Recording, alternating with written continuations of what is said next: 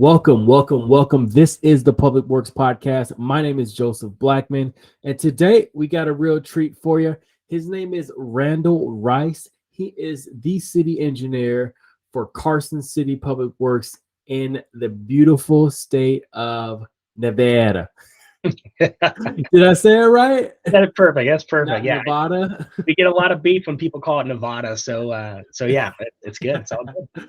Love it. All right, Randall. So you're a city engineer. Again, that's a super duper vague term. Like, I mean, we know what a city is and we know what an engineer is, but what is a city engineer? So walk us through kind of what you do and then what a normal Tuesday is like for Randall. Oh, geez. How much time is this podcast going to take? So a city engineer is really a public figurehead that oversees and administers the engineering functions, capital projects, and really the expenditures of what we do on a day-to-day basis, right? So as if you're in the general public, you know, when you wake up in the morning, you turn on your faucet and you want fresh water, you want to flush your toilet and you want it to work properly, right? And so a lot of those functions come from a municipality. And that's really what I do day to day is I administer those policies, I set policy, and I'm obviously, you know, I'm not the smartest man in the world, but I am involved with a lot of really smart people, a lot of other smart engineers. And so, you know, my job is to manage that group and to talk about, you know, some of the problems we're seeing. You know, what is the public telling us about the problems with the water supply? What do we have, you know, as far as contamination? We have a project going on right now where it's a dense residential area that has septic, so it exceeds the density that we typically allow in Nevada. And so what's happening is that sewage is coming out of the septic. There's really no treatment in septic. A lot of people don't know that either. You know, the nitrates and some of the contaminants that come out of your sewer, yeah, they are knocked down quite a bit by filtering through the soil, but there is still a large number of contaminants. And so we look at those policies and we say, hey, what's right for the city? How do we, how do we have equity for everybody, right? Not just the rich neighborhoods, not just the poor neighborhoods. Let's set policies for everyone. It goes through transportation as well, right? Like, how do we maintain our roads? What should be the level of quality of our roads? And so we go out and map the entire city. We use, you know, specialty equipment, lasers, photogrammetry. And we look at potholes. We look at, you know, how rough the road is. We compile all that data on an annual basis or semi-annual basis. And then we look at, okay, how are the roads holding up? Are they degrading? Which roads are degrading the quickest?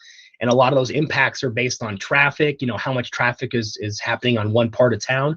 And so we make our policies, we make our capital improvement plans based on, you know, what's happening in our city. What are we hearing? What are we seeing? And we try to come up with a, you know, cost-effective plan that's sustainable, that's reliable, right? And that's kind of what we do day to day. That's really my role as the city engineer.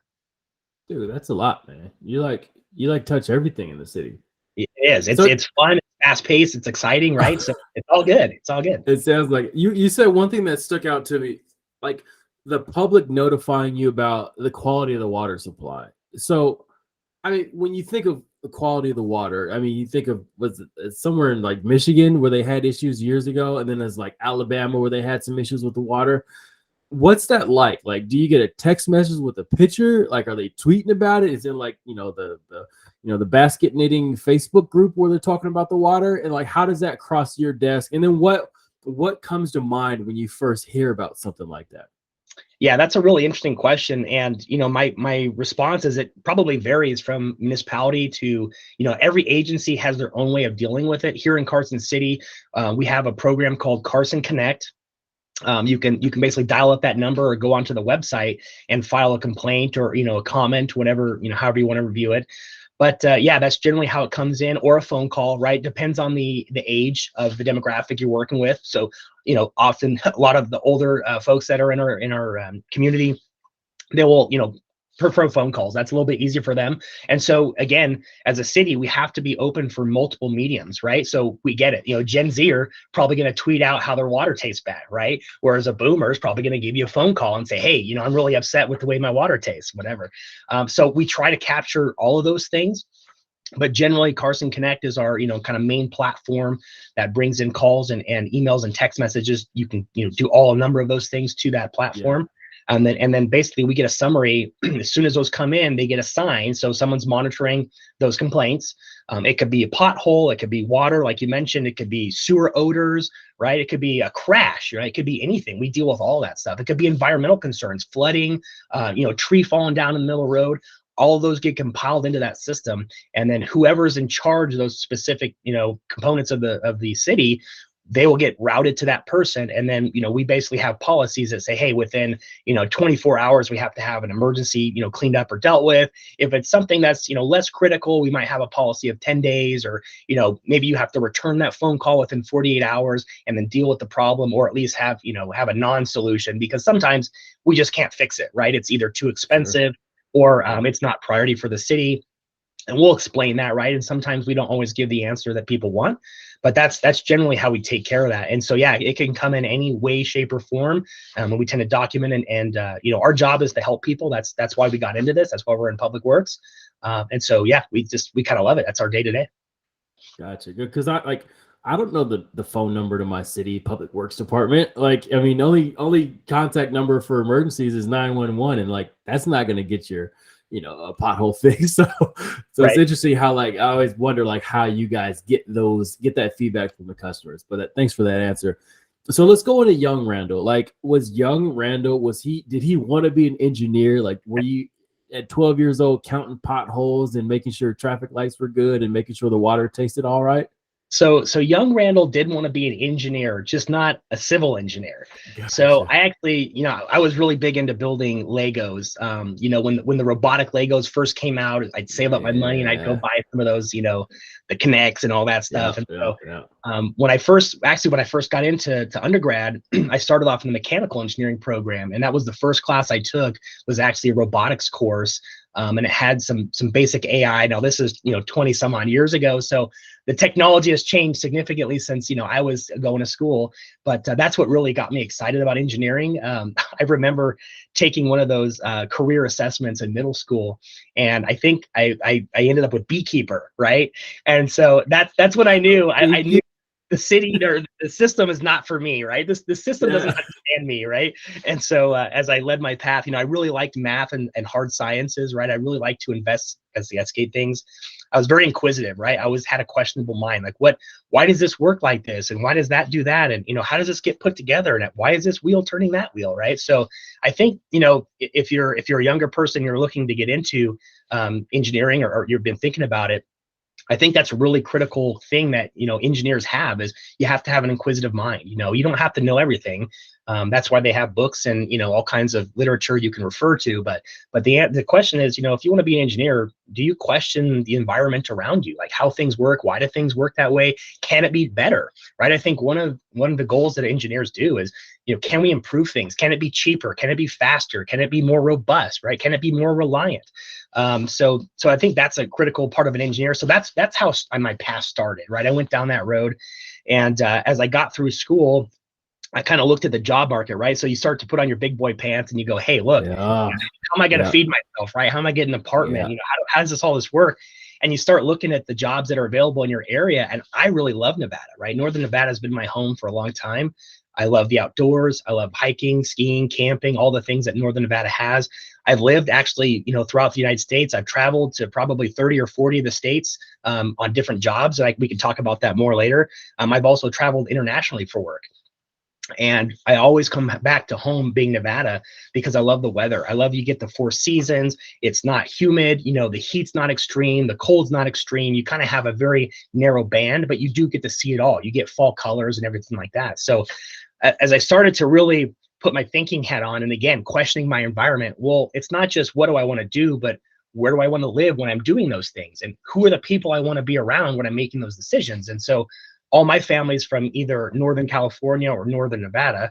And so I'm thinking about, if I start a family, I want a support system, right? I want grandma and grandpa around. I don't want to have them fly across the United States twice a year to see my, my children, once every so often. So all those things started to factor into my world. And I decided, okay, there's really not a lot of mechanical jobs that I'm finding here, unless it's like HVAC. That was a big one back in my day, was you could join up, a local firm and do HVAC.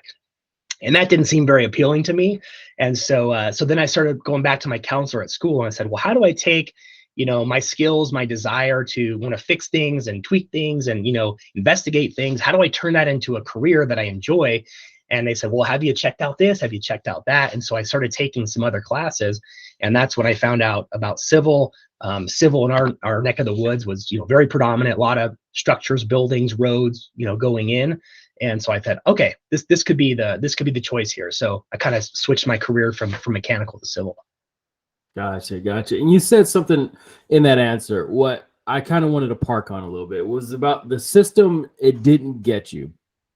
And when I say the system, meaning like just education, society norms, just the normal way things have been going over time. And this is a two-part question. The first part of the question is, where do you feel like the system could have serviced a person like you better?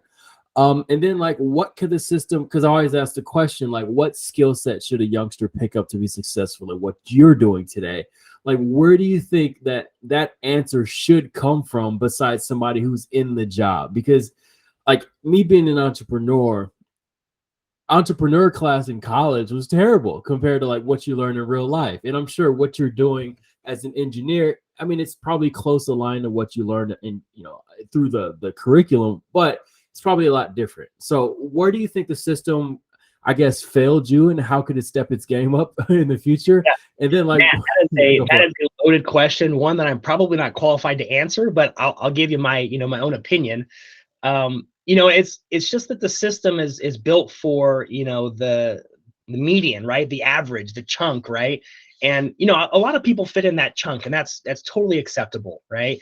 I was in some of the gifted and talented courses, and so they pull you out of class and you go to some of the, additional coursework where they kind of teach you how to think and learn, and they challenge you to do things that, you're not doing in the day-to-day curriculum. In my opinion, I think the biggest challenge we face as a nation is really, we've got to find interest and challenge people to do things outside of the classroom, right? Too often I see a lot of, and this happens with my own son. I have a 9.5-year-old, he's in 4th grade. And I feel like, they just do the bare minimum. And, God bless the policymakers in the past that have, No Child Left Behind. I think some of those programs are very important. Like, obviously we need an educated populace. There's a lot of statistics and studies out there that having an uneducated populace only, makes society worse. And so I'm all for education, right? I love it. I think it's a great thing to have, but we have to fine tune it better for the folks that we have, going to those schools. When you start getting into, the higher percentile, when you're in the 90th plus percentile of, taking your standardized test, a lot of the kids, and I'm seeing this for my own son, they're not being pushed. They're getting bored. They're not being challenged. And so we got to find ways to break those folks out. And I know it's hard because when you have people that are in the lower percentiles, they got to be integrated into society. We have to be able to, as humanity evolves, we have to be able to adopt and accept those people, right? Because they need to be loved. They need to have jobs, right? They need to be able to support themselves as well. So it's a very difficult question, but I think, to answer your question, it's really, our schools need to push the kids, especially in the higher range of capabilities. We've got to get them more challenges, more opportunities, right, to excel and to push them past what the minimum curriculum is, right? Sure. And like I asked the question before, if you're mentoring younger Randall, and young Randall says, "Hey, old Randall," or more seasoned Randall, he says, "Hey, what should I get good at?" Like, it's probably not engineering. So what would that answer be for young Randall to be successful at what you're currently doing today? I think if you're shooting for city engineer, that's a very specific plan, right? Like, I don't know any kids that are like, you know what? Sure. I want to be a firefighter. I want to be a police officer. You know what? No, I want to be city engineer, right? I don't know how many kids out there are saying that. I think how I got to my position here was a very long, challenging, and kind of irregular path, right? It's not like there's a direct path to go to city engineer. And I'll explain why I think that is. I had a very variable childhood. I didn't grow up with a lot of money. My parents, were very middle to lower middle class. So I worked, when I was 12 years old, I was mowing lawns for cash, right? I was out there mowing lawns, picking weeds. I stained my neighbor's fences. I helped people up the road move boxes, right? Anything for money. And, my goal was always independence, right? As a young kid, I thought to myself, like, I don't want to be in the financial situation my parents are in, right? Like, and they're doing fine. I don't want you to, they're not suffering and they have a great life, right? But I wanted to have more than that. I wanted to have more opportunities. And I found that, having financial freedom was the best way for me to accomplish that goal. And so that always factored into my decisions as I, moved down the line. I was always interested in, cars. I really got into cars. So when I started mowing lawns, I started getting into, when I first got into middle school and college, I went into auto shop, right? So I learned how to repair a small engine. I was taking off the head gasket. I was boring and honing cylinders, right? At like 15 years old. And I actually ended up fixing up my own lawnmowers that way, right? And I'd resell them. So I'd go buy some and fix them up and resell them. And so that kind of helped supplant that, that Lego mindset. Like I was building things, I was checking things out, I was investigating, right? And so from there, I was kind of into sports. I liked baseball, right? For me, baseball is a very technical sport. It's a lot of rules, right? You don't have to be super athletic to play baseball, but you do have to think a lot, right? You have to think through, if I get the ball, where's the next play going to be, right? So that was a sport for me. I played baseball through high school. And then from there, I got into martial arts. And so for me, martial arts was really good because of the discipline, right? It's spiritual awareness, right? It's mental awareness. Again, this is going back to the whole independence thing, along with financial independence. I wanted to be self-reliant, I didn't want to be stuck in the woods, not knowing how to take care of myself. So I kind of took some survival training. I didn't want to be in a street fight or an altercation or something or put me in a situation where I couldn't at least defend myself, right? So that's what kind of started my path down kind of the martial arts thing. And then from there, I ended up becoming the head instructor of a 350 student organization, right? And that was my day-to-day. So I would go to college in the morning, and I would basically, I would teach students from 3 p.m. to about 10 p.m. I'd do that Monday through Friday, try to sneak in some homework and, some activities on the weekends and whatnot. But that's kind of how I transitioned from there. So, looking back at young Randall, I would say experiences, right? You got to have experiences. Too many times we get caught in the fallacy that there's only one way to do things. There's only one correct way to do things, right? There's a million ways to do things. You just have to set your goal and tell yourself, this is my goal. Sometimes you're going to go off the path, and you have to remind and tell yourself that's okay, right? You're going to get off the path sometimes. You're going to take jobs you don't like. You're going to work in places or with people that you don't like or that you're not in love with, but that's okay because they bring life experiences. They still bring value to you and to what you're trying to accomplish, and to always, just talk yourself up, right? And I think that's one thing that I really had to work on as a young kind of, semi-introverted kid. And I'm not so much that way anymore, right? But I wasn't built that way. It took practice, right? But that's because that's what I wanted. I wanted to be forward facing. I wanted to be helping people in the front lines, dealing with problems, right? Because of my inquisitive, kind of mentality. Sure. And so I think, going back to, just thinking about young me and how do I help support a young engineer, right? It's just question everything, right? Don't be afraid to question your environment, your world, what you're doing. Just because society, your parents, or, whoever tell you, it's one way, it's okay to think that way for a while, but question it, right? I mean, you can still obey your parents and be obedient, not be a bad member to society, right? You don't have to break the laws, but question everything, right? And that's, to me, that's what makes life so thrilling. So exciting to be a part of every day, is just questioning everything that we're doing. Why are we doing it this way, right? Is this the right way to do it? I don't know. Yeah. Let's investigate, right? Yeah. Speaking of doing things the right way, I'm sure, throughout your career, things might have not went the right way. That you might have done them the wrong way. So I always like to ask, I need a story from you of something that went wrong under your watch, what you did to fix it, and then what lessons you learned from it to apply to your future career. Well, I'll tell you, when I first graduated, I was engaged to my lovely wife. We've been together almost 20 years now. She was accepted into law school in Oklahoma.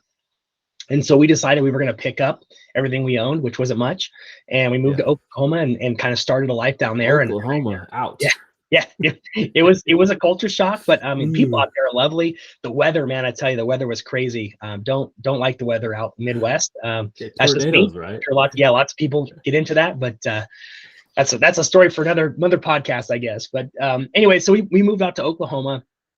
And we're having a good time. I actually picked up some experience in the oil and gas industry, did a lot of trenchless design, and ended up really enjoying that side of the career. I traveled a lot. I mentioned I've been to like something like 35 or 40 of the states in the contiguous United States.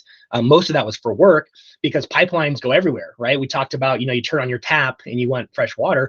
Well, when you turn on the light, right, you want lights as well, right? And so a lot of that comes from oil, coal, gas, all those different kinds of products out there. And so that was a really exciting part of my career. But then at the end of her tenure there at law school, we decided, okay, again, where do we want to be? Where do we want to live? And we decided, hey, Nevada's where we want to stay. That's kind of where our families are from. That's where our family's at. It's going to be. So we decided to pick up shop again and come back. Well, that was in 2009. And if you recall what happened in 2008, that was one of the greatest recessions our country's ever faced, right? And so, homes were in foreclosure, nobody was hiring, right? And we said, look, we're going to give it a go. In Oklahoma, actually, things were very consistent, right? They still had, a lot of oil and gas and power sectors out there. So you weren't seeing a lot of that. In Nevada, much like Florida, it's really based on development. There's a lot of retirees that come out here, right? So it's shops, it's purchasing, development of homes. A lot of the engineering that is coming to Nevada is based upon, or at least at that time, was based upon people moving here and growing, right? And so when you're in a negative growth, when people are leaving or you're losing jobs, that's a really hard time to be an engineer because nobody needs anything from somebody when you're not building and you're not growing. It's true. Yeah. And so I think that was one really difficult decision that we were like, hey, we're going to do this no matter what. This is what's on our life path. But it was really tough. So we talked before the podcast started a little bit, and I told you I sold radio. So actually for a year when I came back, I sold radio in the lowest advertising period in probably in the last 30 years, right? And so trying to make money selling an intangible object, right? If anyone out there listening knows what that's like, it's miserable, right? And so that to me was very difficult. But I'll tell you what, again, I always preach this to anyone that will hear it, but you got to take your life experiences for what they're worth, right? So was listening to radio, is that putting me down the path of being a great engineer? Probably not, right? Selling radio is not something that gave me a lot of engineering expertise. But what it did do is it helped me in my job today, right? Because again, I was doing cold calling, right? I was asking people that I've never met before to do business with me, right? And that taught me a lot about myself. It taught me a lot about resiliency, having a tough skin, right? Because again, you get told as a salesperson, you get told what, 9 out of 10 times no, right? But you're just looking for that one yes, right? You're looking for that 10% that makes your day, that makes your month, right? And so, that in my position, being more forward facing and having to deal with the public a lot and deal with very, complex and challenging questions and problems, that's really helped me, become more resilient, be able to kind of sell myself and not worry about, hey, what about this one little thing I'm not 100% certain on, right? You kind of tell that voice to shut up, sit back and let me do the work, right? Watch Big Randy talk, right? And so, anyways, that was a good experience. A lot of people would see that as a misstep or, a challenge, and it was very challenging. I'd never done sales like that before in my life. And I happened to get in one of the most challenging sectors ever. But again, I used something that, wasn't great at the time to push me and to challenge me and to become better and use that time effectively, right? Which helped me get to kind of where I am today. So, interesting kind of choices in my path, right? Love the path. I mean, first salesman turned engineer I've ever interviewed. But you know what? Like I always tell people, like every person should try open mic night for stand-up comedy. Every person should probably get punched in the face once. And then every person should make a couple cold calls in their life, just to kind of give you that human, just to make you feel more human. It makes you feel alive, right? Absolutely. Yeah. And I think, another one that's really good, maybe you want to add to the list, empathy, right? Too often we get set in our own ways and we think about, what's right for us or how we think a certain situation should go, but just stepping in someone's shoes for just a minute and seeing, from their point of view, their perspective, right? not everyone has the same financial status, not everyone has the same upbringing or, parental status, right? Everyone's, you hear the saying like, be nice to everyone, everyone's dealing with their own challenges that day. And it's so true, right? We all have something going on, and just, taking yourself back, understanding, this will help you in sales. It'll help you with dealing with people. If you're in retail, right? Just empathize with someone for just a second, try to understand their perspective. It goes a long way. Totally. You spoke about international travel, and I always like to ask this question. So you're a city engineer for Carson City in Nevada, but if you could be a city engineer for any city outside of North America, where would you go, or where would you be, and why? My wife just recently went to Singapore, and the pictures and the things she described out there seemed phenomenal. She kind of described it as the Las Vegas, right, of Asia. Okay. Just beautiful, clean, right? But they're very strict, right? I mean, she talked about they'll cane you basically for cross-border jaywalking, right? So I don't know if that'd be my ideal situation, right? But honestly, there's so many great things about small cities. I'd love to go to Ireland. In me, the big city is great. I love to be close to a big city. Good attraction, something to do when you get bored. But I like living in a small, more rural environment. I like having, trees and grass and that. So I would definitely. I don't know. I don't have a great answer for this one, but I would definitely look for a small, medium to small size city that was close to a big city, so I could, get away for a little bit if I wanted to, but still get to enjoy the outdoors. Totally. So how does Randall keep his sword sharp? I mean, you've been at this for X amount of years.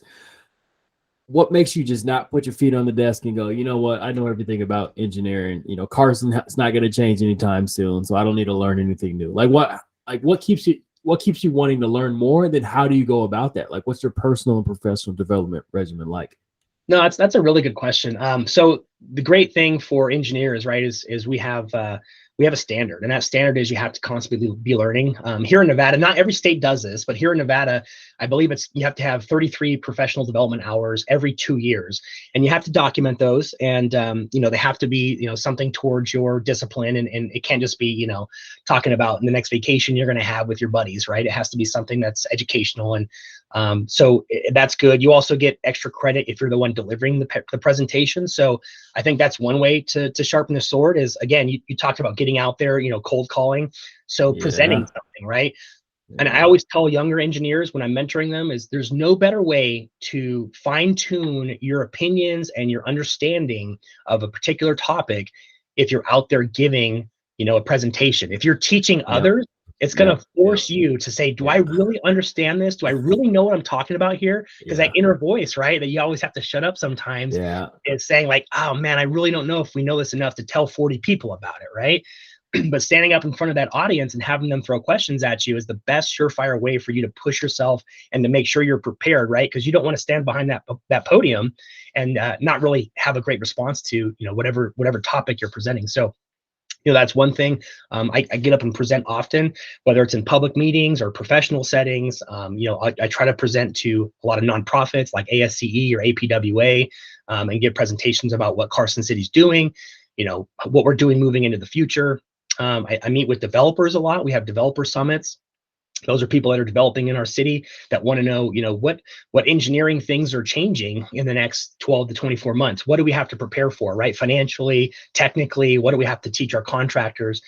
So I think that's definitely one thing I do is just getting out there and talking, right? And being available.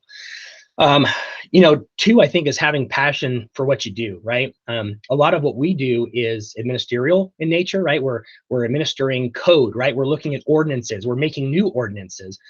But those stem from solid engineering and solid practice, right? Why are we writing these codes? What's wrong with the current codes and why are we trying to change the new codes, right? And so coming together as a group, I always think two minds are better than one, right? So getting a good team together, building team, and coming up with solutions. We're getting a lot of complaints on this issue. A lot of developers don't like this standard detail, right? A lot of contractors don't like building things this way. Okay, let's go investigate. Why not? Let's go figure out what the problem is. And we have to balance that a lot too, because we have operators, right? That's one thing we haven't talked about yet, but part of my job is finding that balance between what does the industry want and what does our operating group want, right? Because we have owner operators here that, maintain the pipelines, replace the pipelines when they break, they exercise the valves, they flush out hydrants, right? These guys are, cleaning out sewers, cammering sewers.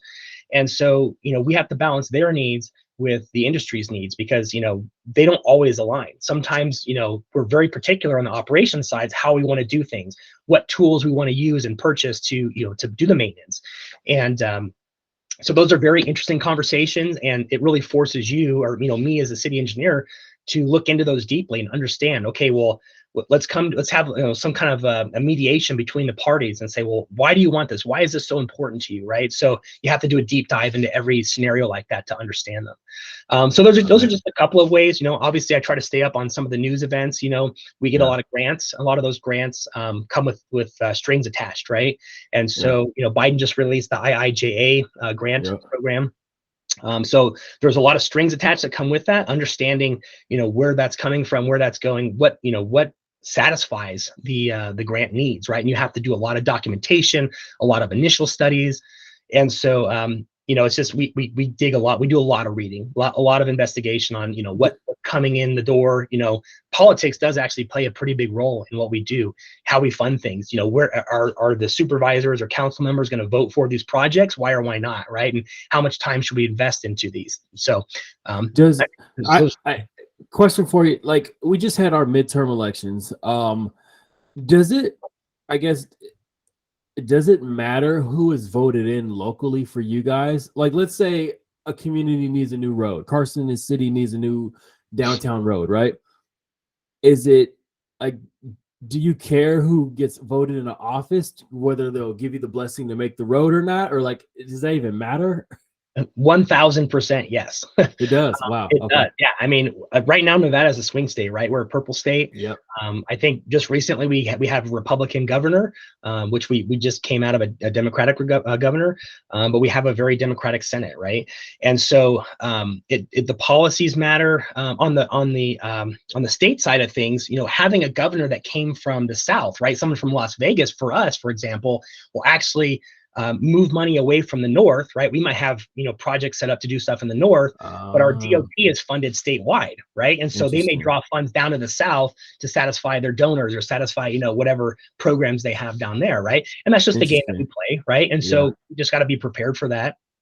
But on the local side, that happens as well, right? You might have people that are very conservative, fiscally, and don't, big government's bad. We don't want you to spend any money for whatever reason, right?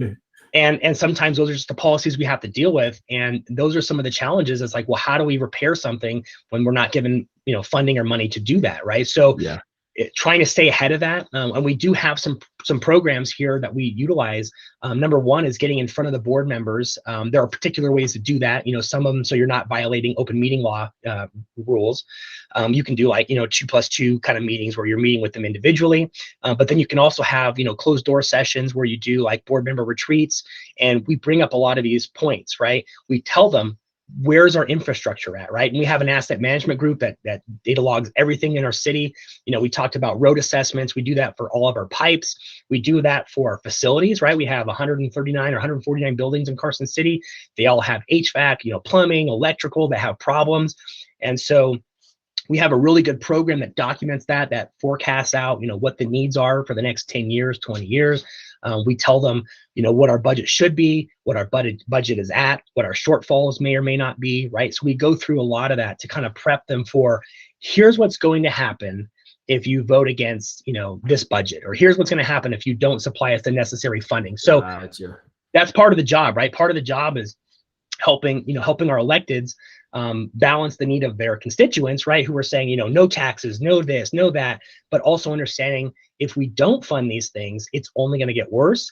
And especially like roads is a great example. It only gets more expensive, right? Because on roads, if there's engineers listening to this podcast, they know if you intercede and you do preventative maintenance up front, it's a lot cheaper to put a slurry seal down or a cape seal down than it is to dig up the entire road. So if we delay funding, right, it only gets more and more problematic. So at a local election, you might have somebody come in that's very against spending government money, And that only delays the problem, right, for the next people that come in that say, hey, now we're even more behind than we were before, right? So absolutely, does the candidate matter?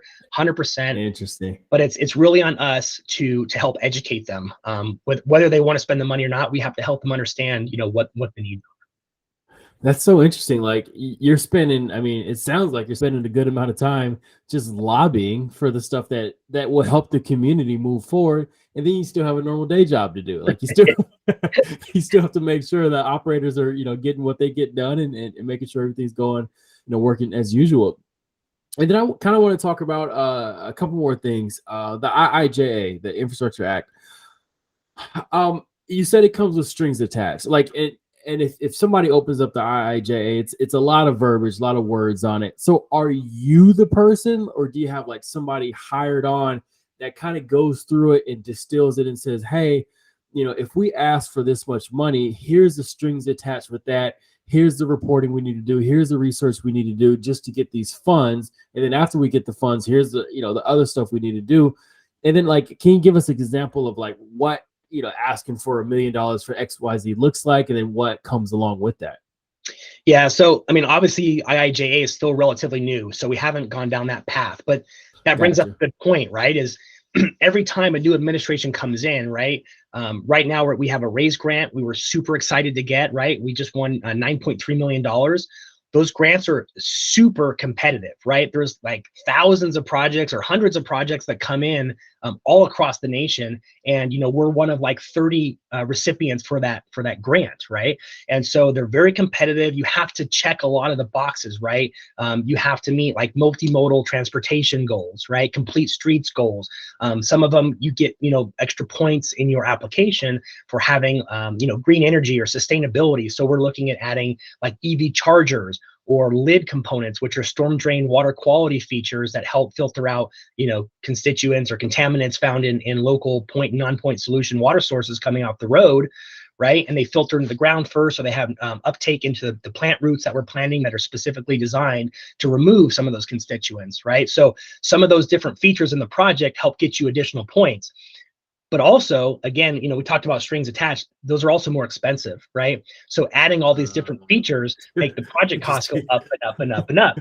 So again, it's those things. It's like, hey, thanks for the money, but a lot of that money that comes in, also brings in more project costs, more complexity, more design time. A lot of times we have to do a NEPA document, which is environmental, research, and all those things factor into it, right? And so it drags the project out. We have to have more resources, more staff involved to track the grants. There's obviously a lot of reporting requirements that come with that. And typically, 99 times out of 100, it doesn't come with more staff, right? So even if we're successful in getting a lot of grants, we still have to go through the budgetary process to ask for more staff time, more FTEs from our board. And, right now we're kind of entering into a looming recession. We're all kind of feeling the prices surge on everything, day-to-day items. And so, our current board is very reluctant to add any more people, which, understandable, because tomorrow we could have no money, right? But again, it just puts more burden on staff because we have more and more money coming in from these grant programs, which are great. But again, it doesn't come with any additional help, right? You kind of asked about whether or not we had multiple people doing this, or is it just me? It really is kind of a team effort. We do have some people. We do have a full-time lobbyist that kind of helps with programmatic changes to the city, right? It's meeting with our legislature all the time and talking about how laws could and couldn't affect the way we operate, how it's going to cost us more money. Is we're going to need more staff to monitor whatever's coming through the pipeline. So there's a lot of really interesting, dynamic, moving parts all the time, right? You feel like, in my position, I feel like a juggler, right? You're always juggling balls, and sometimes balls become irrelevant and you throw those out of the mix, right? And then you keep juggling the other 13 balls you have in the air, right? Just to give you some visualization. But so we do have a couple of grants administrators that help us look for grant opportunities. Sometimes they'll even help us write some of the grant applications, but it's on us, as engineers and project managers to look through those applications, make sure they're complete, right? It's really on us to kind of make sure we're following and abiding by all the rules.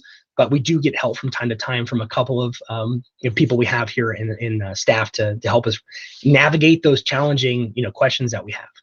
Gotcha. And To go deeper into that, like Carson City, what's the population in Carson City? I think right now we're at like 58,000 and some change with the Okay, latest. so I mean, it's not the hugest city in America, and it's not the smallest city in America. What do we say to the guys who are a city engineer for a city of 10,000 people? Like they probably don't have a lobbyist FTEs. They don't have grant writing FTEs in their actual departments. So how do they even know to try to navigate the IIJA or going about getting these grants? I tell you what, it's a big challenge, right? Usually they would probably ask consultants for help, right? Hopefully there's some national level consultants that can, for a reasonable price, offer them some guidance and judgment. It's a double-edged sword because a lot of those smaller communities, a lot of them are lower income. They have lower income status associated with them, and so they actually apply or are applicable for multiple grants that are not available to other areas that have higher wages Uh, associated with those communities. So, but at the same time, to your point, which I think you're getting to, is do they have the resources to go after those grants, right? Do they have the technical abilities to write the applications? And oftentimes the answer is probably not. Right. And so, we have strategically grown our group, right, for those opportunities because, we are really in a red county. Carson City is a consolidated municipality. We have both rural and urban, kind of areas in town. And, we're still very red. So when taxes come up, oftentimes, they're voted against, right, which is understandable. I mean, that's the community's desire. But we have to solve problems. We have to find ways to bridge the funding gap between what we need and what we're getting. And so that's really incumbent upon staff here to make that work. And so we have been very successful in getting grants because of that need, right? It's really pushed and challenged staff to really go after those opportunities.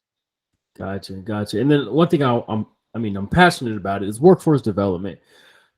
What are you seeing out there that is working for attracting young talent? We talked about the millennials, Gen Zers, and boomers. What do you see out there that's working in attracting this young talent to backfill for the boomers that are retiring and taking all that institutionalized knowledge and walking out of the door? And I'm hoping you were going to tell me on this one. It's a challenge. I mean, I think you've hit the nail right on the head. We have some retirements coming up right now, and one of them was our chief stormwater engineer, is walking away with, I think, like 19 years of institutional knowledge about the way we operate. And I mean, I'm telling you, he's got one of those minds. You can ask him any question, from 15 years ago and say, hey, do you remember that watershed, down south part of town? Oh yeah, the flood. Yeah, I know what you're talking about. Right? He'll like finish your sentence before you even get it out, right? And we're not going to have that with this, incumbent coming in because it's just they need time to build up that experience and that knowledge. And so it is difficult. I think, one way that we have kind of prepared for that is we have some part-time and temporary funding on the back end. So we set aside some salary money to invite some of those folks back, right? So if they're interested in working an extra, 10, 20 hours a week, we've got enough money in our account to kind of supplement those folks so they can have that institutional knowledge available to our incoming folks, whoever the new incumbent is for that position. We can reach out to them and say, hey, call our ex-chief stormwater engineer. They're around. They've got account to bill to, right? So we're compensating them for the time that they're spending with us. And honestly, I think part of that's building passion into the folks you're working with, right? And that's not always an easy thing to do, but we have a lot of that here in Carson City. A lot of people want to have good quality water, right? We want to limit flooding. We want to have a community we can be proud of and have the engineering infrastructure in place to make sure that the people that come after us have it better than we did, right? And so I think that's really, part of that equation is like having people really interested in doing what they're doing, loving what they're doing, giving them the freedom, right? Not micromanaging them down to the bone and just saying, hey, this is your program, right? You tell me what you need, right? And I think me as a manager, that's one of the biggest things I always ask myself and ask my staff is, I'm not doing your job. I hired you. I live by the Steve Jobs motto, right? We hire people, smart people to tell us what to do, right? We don't hire smart people and tell them what to do. So, we try to hire smart, enthusiastic people that want to do their job. And then we just give them the tools that they need to go out and be successful. And I check in with them a lot. I follow up with them, weekly or bi-weekly and say, hey, how's your job going? What do you need? Do you need monitors? Do you need software? Do you need consultants? Do you need more staff, right? Let's start planning for the future, right? Let's not wait 2 years down the road to figure out there's a problem before we start addressing that problem, right? And so I think that's all part of that equation as well. And then, we mentioned the different generations. I think part of that is supervisory and managerial training for people to understand what the generational differences are, right? I'm a millennial. I'm an elder millennial, right? I'm pushing 40, so I'm kind of that Xennial. Like some people will say, I'm a cross between a Gen X and a millennial, right? But we have everywhere from boomers all the way down to Gen Z, right? We have people that have been doing this for 30 years that I manage on my team, and I have people that are new to the game and just getting out of school or still in school. They're interns, right? That are kind of in that Gen Z level, and so not applying the same set of rules and policies across the board. I know a lot of people find that easy. It's easy to enforce, right? Everyone has to do it the same way, and in a municipality setting, sometimes that's the case, right? Sometimes everybody has to follow the same rules. But understanding why people are there, right? Gen Z don't have the same desire to come to work, 60 hours a week, right? And make this their whole identity, right? Whereas, people in the boomer category, that was a lot of way they operated. And so understanding those differences between them and trying to accommodate their needs and understand their point of view. Again, we talked about empathy early on, just understanding every unique person's, desire to be there. What's their goal? How can I support them, right? Help support them, in their career. I think there's an old Sir Richard Branson quote where one of his executives asked him, they said, hey, what if we train all of these folks and they end up leaving, right? And his response was, what if we train them, or what if we don't train them and they stay, right? Like which one's worse, right? What's worse? Part of that equation is good training. And then again, listening to their career wants and needs, right? And not just making, your group or your division's priorities always come first. If they're looking for training in a certain area, if you've got the money and it doesn't, necessarily align with your goal of the city, but it makes them happy, if it makes them, again, challenge that inquisitive mind, sometimes that's for the better good, right? You're helping them build their career, and maybe they don't stay forever, right? But again, what happens if we don't train them? What happens if they're unhappy and they stay, right? You're in a much worse situation, right? Yeah. What would you say is the biggest misconceptions about what you do? Like if we asked somebody that knew you and I said, hey, what does Randall do all day for the community? What would they get totally wrong about that? Oh, that's a good question. I'd be really interested in doing a poll. Maybe I should do that and I'll report back to you. But, I think one of the misconceptions, especially in public works or, in construction in general, is people will drive by a job site and they'll see 6 guys with orange vests on and only one of them digging in the hole, right? And they just don't understand why that is. Because they've never done it, right? They don't understand one of them's inspector, their job is not to get in there, and actually they're not allowed to get in there and do the work, right? They're just making sure they're doing the work according to the specifications or the drawings, whatever the details are, right? There's supervisors that are making sure that they're following safety standards, right? And they're popping around doing multiple things, right? Obviously, no one person can dig with a shovel 10 hours a day, every minute of every hour, right? People get tired, you get winded, right? So they take shifts, right? But if you're in a car going 40 miles an hour and you pass that job site and you see 6 people standing around with their hands on their hip and 1 person digging, right? Your first conception is that, hey, these people are lazy, right? The people join public works because they're lazy. So I will tell you, if you looked at my calendar at any given time, you took a snapshot of my calendar from now until probably 2 to 3 weeks out, I would say 80% of my hours are taken up by meetings. And every one of those meetings, right? We talk, a lot about in management, not making a 12-minute meeting into an hour-long meeting, not taking it, something that could be handled in an email into an hour-long meeting. But every one of those meetings is challenging and complex. And it really is something that, you need multiple people to think about and to talk about the repercussions, to think about, well, what happens if we do this? Well, let's talk about the pros and cons. What happens if we do that? Well, there's pros and cons of that method as well. And usually, no one's going to be happy. You're always going to be making 50% of the population mad, no matter what you decide, right? But you have to make those decisions. So I think, my day-to-day is often like that, right? It's riddled with long meetings with difficult choices. Some of them are almost lose-lose, right? It's a bad decision or a worse decision, right? Which is the lesser of 2 evils. But we have to do something because right now is not working. But yeah, just a lot of really difficult questions to answer. And again, It's draining and it's taxing, but that's what makes the job so fun. Very rarely do we ever get in a situation where we're not dealing with a new problem every single day. Every single day I come to work, I've got 6 different little, mini groups underneath me between design, engineering, project management, construction, development engineering, real property, and asset management. And every one of them could be going smooth until they're not, right? And then all of a sudden we've got this huge hiccup on how we're going to get over this speed bump, right? And every day I'm dealing with something different. So, a lot of people think like, oh, city engineer, he must do a lot of engineering, right? I pick up a calculator once every 2 weeks, right? To double check some stuff or, back check a calculation or whatever.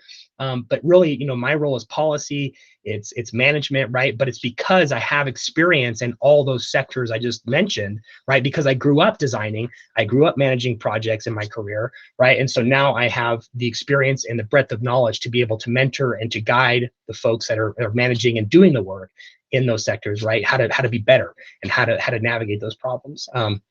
So as an engineer, I think that's another misconception. I don't really do a lot of engineering anymore. I make a lot of decisions. I help write policies and things like that. I go to public meetings. I explain what we're doing. I describe what we're doing to a lot of folks. I help lay people understand the complex nature of our jobs and make it relatable so they understand what we're doing. But I don't do a lot of engineering. So it's kind of an interesting catch-22. Yeah, gotcha. So let's say you're commissioned to put up a billboard, and this billboard is in the most trafficked area of Carson City. What ask of your community in regards to city engineering would you put on this billboard? Ooh, let's see here. What would I advertise? So you're saying, what would I advertise on this billboard so that people know? Yeah, but what would you ask of them? Like whenever I ask, collections guys or sewer guys, they would say, stop flushing flushable wipes. Whenever I talk to traffic engineers, like slow down, or use the roundabouts or whatever. So what would you ask of the community?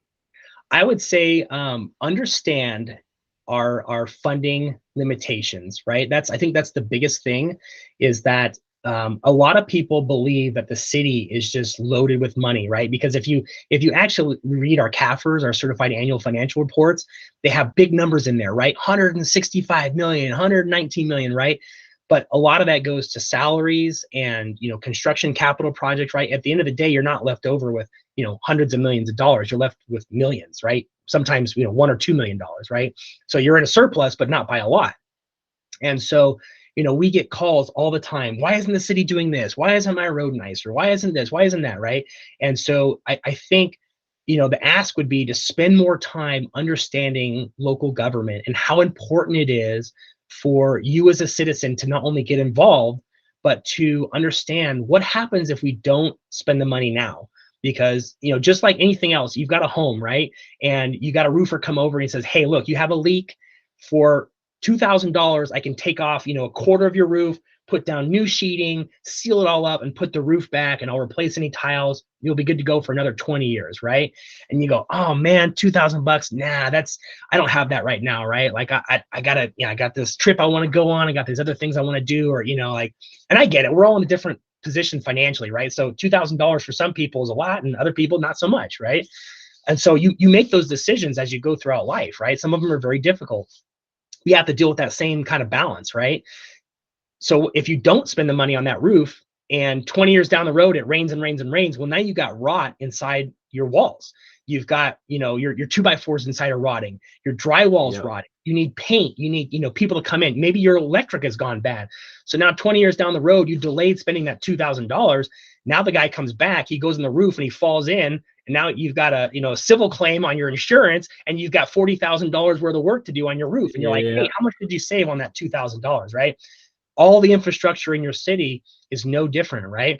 If we delay spending the money now, it just gets worse and worse. And so instead of a cheap solution where you can use a liner or a coating, or you could, spray an application on the road, we have all these new great innovative technologies to help us do things cheaply. But if we don't spend it now, it becomes a bigger, more gradual problem down the road. And now you're digging up sewer, that's 20 feet deep for 2 miles long. And instead of $100 a foot to replace or repair, you're looking at $1,000 a foot, right? And the magnitude just grows and grows. And so that's part of what we do too. We talked about our capital projects as looking into what's the best way to manage our funds? Should we be doing more repair and getting those simpler fixes done up front, or should we be doing more replacement, focusing our money on the bad problems that are having leakage or seepage problems that are causing additional problems, right? So Yeah. it's a juggling act. Yeah. And then you I'm sure, how long have you been at Carson City? I'm at third year now.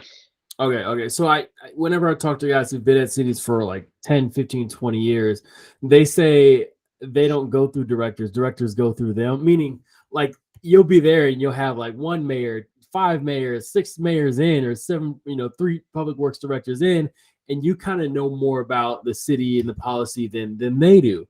So I always like to ask the question, what's it like being at a city for X amount of time and then seeing kind of how the brass changes?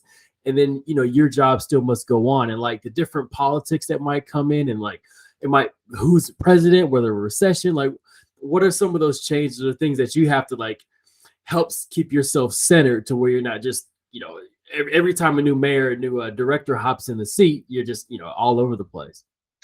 Well, I think, first of all, is making good policy decisions, right? Because it's hard for anyone to argue, no matter what side of the aisle you fall on, if you're making sound, logical, fact-based decisions, right? It's really hard for someone to say, well, that's not the way I want to do it. It's like, well, there's no other way to do it, right? I've had 40 people in the think tank and we all came up with the same solution, right? So, just because you're the mayor doesn't mean you're going to outsmart the engineers, right? And so I think, that's one thing is, right, having good, sound, logical approach to everything we do, all the decisions we make. And again, anything that we really adopt, whether it's an ordinance or resolution or, a change in code, 90% of those have to go to the board, in front of a board or a planning commission or some kind of a commission, right, to get adopted for recommendation or to move forward. They have to be vetted by our DA. So our district attorney's office has, a number of support staff. So anything we're writing, whether it's a staff report, a contract, those all get vetted from a legal perspective. We have a contracts administrator, right? She goes over that and makes sure it meets all of the contractual needs that NRS, which is Nevada Revised Statutes or Nevada Administrative Code, NAC. So we have a team of individuals, and every time something gets developed, it goes through step-by-step process. Every one of those items or every one of those documents, they go through hands of professionals, right? Professionals in the industry doing and knowing what they're doing. They're experts in their field, right? So we have engineers that are experts, we have attorneys that are experts, we have contract managers that are experts. So it's pretty rare for someone in the elected position to really overturn those decisions, right? Because 9 times out of 10, they're not experts, right? And so that's a huge key piece of information when you're working on the public side, is that, we are the experts, right? Just because someone doesn't agree with you, or someone's vocal at the board or a council or commission that they disagree with your point of view, as long as your decisions are sound and logical, and you've thought through all sides of the problem, you're going to prevail, right? Because you are the expert, and realizing and understanding that is, I think, really a critical part of that. And then, again, I've only been in this particular agency. I did 3 years up north at the city of Reno in their public agency before I came to Carson City. But you mentioned, like, how do you stay balanced, when you have different sides of the coin coming in, and it flip-flops and whatever. So hopefully those things are happening gradually, right? You're not getting a wild swing, super Democratic and then super Republican, right? Hopefully it's kind of bouncing, ping-ponging near the middle, so you're not getting too wild. But again, sound decisions help navigate that. But also just understanding that you're really a cog in the process, right? You cannot dictate what's going to happen. The people elected these officials, for a reason. They believe in their values or their approach to solving the city's problems. And so again, it's becoming a reasonable, person that can communicate, that can really reconcile differences between, where the current policy stands or where the policy might be leading to, right? And knowing it could come back in the future, right? And we've had things flip-flop a lot, funding being one of them. Sometimes we get funding, then it goes away, and then it comes back, right? And so being able to talk in an educated fashion about why that was or why that is definitely helps tell that story. And so again, keeping people for a long time and institutional knowledge, that goes a long way. So if I can lean on those people and say, hey, how did we do this 10 years ago, right? I don't have to be the expert on everything, but I can have a team of people assemble that are the experts, right? And I can summarize and bring that up to the board. So there's always, there's always challenges, but that's kind of what makes it fun, right? Because you never know. Today it could be one answer, tomorrow it could be another, right? And there could be different reasons. Today it could be one reason, tomorrow it could be a different reason, and then on Friday it could be a whole nother reason. So it's fun to navigate those challenges. You can't take it personal, right? It's not a personal attack against you or your morals or your values. It's just the way the process works. Gotcha. All right, let's say I'm coming to Carson City and I text you ahead of time and I say, hey, Randall, send me to the spot where I can get the best burger in Carson City. Where are you going to send me? So my favorite burger in town is it's called Sassafras. It's out on Old Hot Springs Road, and it's a very eclectic joint. I think that may be even in their title or their mantra for the business. Joint. But yeah, they sell all kinds of crazy concoctions. I think the last burger I had there was like a bacon peanut butter ensemble, some kind of craziness. But it was like 10 out of 10. I mean, this burger was solid. Everything was well put together. They had like these really good shoestring fries, right? So if you're ever in Carson City, definitely Sassafras is a good, eclectic, kind of local joint, mom and pop shop. Gotcha. I always like to leave a space in the show for you to thank mentors that you had along your journey, and then also offer a word of inspiration and motivation to your industry counterparts. Right. I mean, so many, my current boss, Dan Stuckey, he's our deputy public works director. I actually met him a number of years ago through through ASCE. And he was the president of the local chapter, and I was the vice president coming in. I learned a lot from him. I really respect his leadership and managerial style. I look up to him a lot. So Dan, shout out to you. Thanks so much. He was the one that offered me the job to come up here. And then Darren Schultz, our public works director, I've learned a lot from him over the years. He's very even keeled, right? Even when I get hot headed and fired up over certain issues, right? He always knows the right things to say to bring the conversation back into focus, right? So those are my two mentors and leaders today. Plenty of people along the way. John Simpson, John Smith over at City of Reno. Love those guys over there. Great guys, always willing to help. They love kicking ideas around. Some of my professors, Dr. Ramin Mutamed, great guy. Went up going back to school and getting my master's, took a lot of courses from him. Dr. Adam Hand, great guy, knows a lot about pavement, an old Q&D guy, or excuse me, an old granite guy, who went to the academic sector. So a real sharp guy there. Love you guys all. Appreciate that. And of course, my parents, I goes without saying, my parents helped get me to where I am. They pushed me to excel and exceed. My wife and my son, I wouldn't be here doing this without them. They drive me and motivate me every day to come into work, to put my best foot forward. And, my son he plays travel baseball. He plays multiple sports. He's a straight A student. He's just, the guy's as smart as a whip. And so he pushes me to be better every day. And sometimes when we're laying around on the couch, he'll say, "Dad, let's get working out. Let's bust out the weightlifting routine." And so, all right, let's do it. Right. So I like it. I love that about him. And my wife, who's just phenomenal. I can't say enough about her. She's my pride and joy, and she's amazing. Everything she does, everything she touches turns into gold. She's fantastic for our family. She's very nurturing for my son, and just a very hard worker. So everyone all around. Love it. Appreciate that. And then to all those city engineers out there who are in the trenches fighting the same fight you're fighting, what do you say to them to keep them motivated, to keep them inspired? I think what we do is a very it has a low what's the word I'm looking for? Not a lot of people appreciate what we do, right? And a lot of people in public works and in public, anything public, parks and sheriff and fire department, right? Well, even those guys, they do get some love, right? They get some mentions, but what we do is important, right? It's critical. You can put out a fire, right? When a fire starts, you go out and send a firefighter and they put it out, right? But what happens if you don't turn on your water tomorrow, right? And it doesn't work? And what happens if you go to take a shower and it's, black water comes out, it's moldy or it's unsafe to drink, right? The people in public works and the city engineers out there, they're making sure that everyone has safe, reliable, efficient, sustainable water, sewer, and a lot of municipalities, it's gas and other, heat, power, other things. So, don't ever forget that, right? Respect out to anybody out there that's doing this. It's a tough job. You have to wear so many hats. You're working with the public, you're working with residents, you're working with elected officials, board members, staff, you're managing people, you're doing your own, work. You're a working manager. A lot of, city engineers are working managers as well. They're doing their own projects and their own side tasks, handling that, so they don't burden their staff with too much work, right? Because we only have so many resources, right? So don't give up. Without you, this stuff would be, next to impossible to coordinate, to collaborate with, right? Your job is so important. So just keep on putting it up, even though it's, a lot of people, it's thankless. Nobody likes what we do. Nobody understands what we do. But that doesn't mean, the heroes in the shadows aren't needed. Totally good stuff. Well, Randall, thank you for hopping on the show. Thanks for sharing your life stories and your lifelong knowledge with us. To all the listeners out there, make sure you share this with somebody who you think needs to hear it.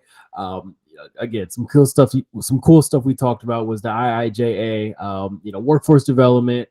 We talked about the local politics and how that kind of trickles down and into the city side of things. And Randall, any final words before we get out of here? No, I just really appreciate the conversation. I had a great time, and if anyone's considering being on the podcast, I mean, do it. It's not that much time invested, and to me, I had a lot of fun just remembering back to what makes me do what I do and why I got here and how I got here, and so it was good to kind of relive some of those thoughts. So we live in a difficult, complex world nowadays, and it's just fun to reach out and try something new. So appreciate you having me on. For sure. Thank you. All right. Well, this has been the Public Works Podcast, and thank you for tuning in.